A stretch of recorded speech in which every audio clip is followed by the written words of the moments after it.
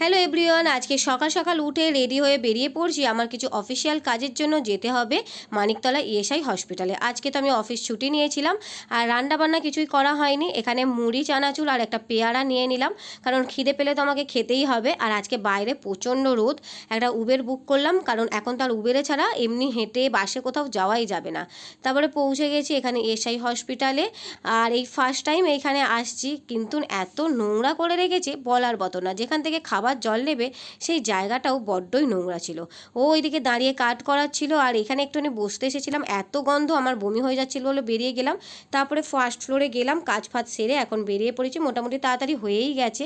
এখন আবার একটা উবের বুক করে এলাম বাড়িতে। এসে একটু আলু সিদ্ধ ভাত করলাম, আম কলা আর দুধ দিয়ে ভাত খেয়ে টেনে একটা ঘুম দিলাম, কারণ দুধ দিয়ে আমার ভাত খেতে বেশ ভালোই লাগে।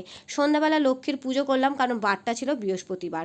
আর এইদিকে আমার জন্য হরলিক্স রেডি করে দিচ্ছে।